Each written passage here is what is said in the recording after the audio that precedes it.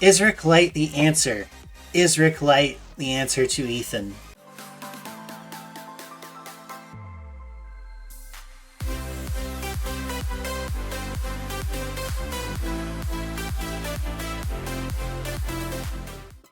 Hey YouTube, what is going on? My name is Andrew, aka the Black Dragon, and this is Black Dragon Studios, and I'm back with another episode of Doomsday Last Survivors. In today's video, I've got for you guys Skateboard Kid Rick Light, the new Rider Garrison hero, superhero. So stay tuned for that, but before we get into the video, I just want to ask you guys to hit the like button, hit the subscribe button. It really helps grow the channel and the YouTube algorithm that has been extremely unfriendly to me lately. So yeah, I need your guys' help to do that. I cannot do that myself. That is one thing I cannot do. But one thing I can do is keep making killer videos for you guys. And I've got a banger for you guys today. Rick Light. What are we looking at here? We've got a 10 out of 10 on the attire. I think this guy looks really cool. The tattoos, get up. They've got all kinds of crazy designs on him. I think they've really taken their time to make the detail on Rick Light look really cool. And obviously he looks very cool when you pair him with Janet Light. They have the same colored hair, tattoos, they have the same sort of look and style. So yeah, W on that. He's got the superhero thing there. So the first thing I'm going to want to look at is the superhero weapon. I've already looked at the hero. I'm not going to lie to you guys. I had to look at the hero and assess the hero to think of the best combinations and stuff like that in my head. So I already know what this hero is all about. So there's no surprises for me, but there may be a surprise for you. So let's take a look here at this superhero weapon, Rebel. Passive skill, which means that it's always active. Nothing has to happen in order for it to take effect. Increases basic attack damage by 40%. You like that? When garrisoned, basic attacks have a 20% chance to reduce enemy rage by 30. That's really nice. That's really nice. That's fully transcended. That's what you get. The 40% basic attack damage and rage reduction of 30. So definitely worth fully transcending. I mean, those are two very obviously good stats. A lot of extra damage, and you're going to be using skills more than your opponent, so that's also very nice. Okay, so let's just take a look here at his second skill, Shark Spin, and we'll go back and talk about all this after. I just want to run through it quickly with you guys so you guys know. Get the brain start thinking or whatever. Rage required 1000. Basic attacks deal bonus damage. Damage factor 3600 for the next 5 seconds.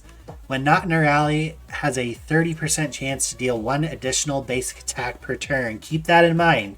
1 additional basic attack per turn. That's going to be very valuable. These basic attacks will not trigger counterattacks from the enemy. Okay, good. Next, we've got Trick Shooting. When not in a rally, for every 10 basic attacks dealt, deals damage to the target. Damage factor 5000. And heals oneself based on 30% of this damage dealt. So this is awesome. He's kind of reminding me of Thunder Peterson in the way that he's healing himself. I'm assuming that heals the march. I don't know. The lightly wounded troops. I don't know what healing self necessarily means, but anyways, that's what it says. So I can't tell you guys what it means because I don't know what it means. But I'm guessing it heals your troops. What else could it heal? Like his gun? I don't know. So, yeah. Every 10 basic attacks, you're gonna get additional damage, and he's gonna heal himself for 30% of that damage. So that's really nice. And then we've got Stunt Skating. Rider Squad attack increases by 35%. Very solid. And Rider Squad damage increases by 10%. Very, very good. Rider Squad damage is the #1 damage stat in the game for Riders. When squad size is below 50%, Rider Squad damage increases by a further 5%. That's insane. So 15% extra squad damage is really good on this guy. That's with the extra attack, that's going to make him hit very hard. Increases Rider Squad HP by 40% with Freestyle. Reduces damage taken from ranged squads by 10% when garrisoned. So we've got damage reduction, squad damage, and 40% HP. For those that don't know, HP is a very sought after stat in a garrison. And just in general, increasing your HP means you have more survivability. More survivability means your troops are killing more than they are dying. So that's a very good 40% chunk there is a massive, massive bonus. Freestyle, very good. And then here we've got Street Vaulter. So before Transcended, because I know a lot of people are probably going to use this guy before he's fully Transcended and after he's fully Transcended. So we'll look at both. When not in a rally, basic attacks have a 20% chance to deal damage. 1,000 damage up to 3 nearby enemies. So it's basically like AoE, but only affects 3 enemies. This damage is affected by basic attack damage buffs. So this 1,000 damage, now I'm thinking Chasey, right? Because Chasey has an insane basic attack damage buff. It hit really hard. Hit really hard. And yeah, that's all I'll say about it for now. I'm gonna just keep reading and talk about this later. When not in a rally, this is after fully transcending. When not in a rally, basic attacks have the same chance but deal a little bit more damage to up to 3 nearby enemies, and it's affected by basic attack damage buffs, but chance increases to 100% if this is an additional basic attack. So now I'm thinking Felix. Now I'm thinking Rick Light, because he also has that skill as well, right? So just keep that in mind now. There's a few main points that I want to hit on, okay, with Rick Light. And I'm going to have all your questions answered in this video. If I didn't answer your question, put it in the comment section and I will answer it. Is Rick Light the answer? Is Rick Light the answer to Ethan? Yes, yes he is. Got him. And I'll tell you why. The amount of damage reduction that you're getting from this guy is very high. 10% damage reduction against ranged squads. Blatantly obvious right there. Extra HP, so you're getting more survivability. You're getting that damage increase, and the squad damage increases when your squad size is below 50%. Okay?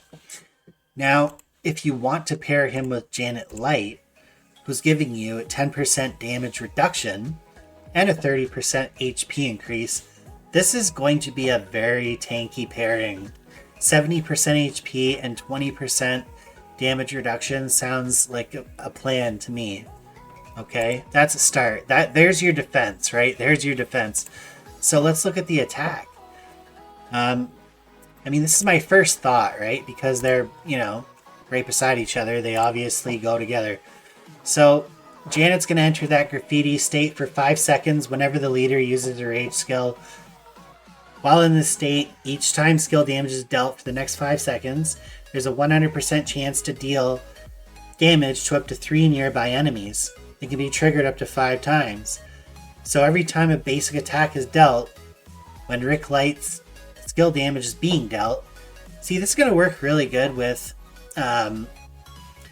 anyone who deals multiple hits on their skill. On their first skill.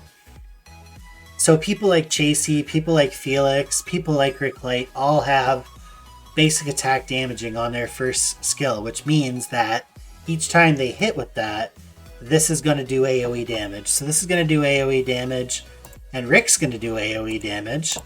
So they both do AoE damage. Okay? With this. Which is insane. We're going to be competing or top dog in overall garrison, because the one thing that makes Ethan so busted is the fact that whenever anybody gets close to the garrison or walks through the garrison, they're just getting obliterated. They're not even in the fight yet, and half their march is gone. So I'm thinking it could potentially be the same thing with this as well, although we'll have to see the damage numbers once things actually get going. But I'm thinking that Rick Light's Street Vaulter skill, when fully transcended, can deal a lot of damage, especially when you pair it with Janet Light's graffiti ability. So that's your most obvious pairing, right, brother and sister?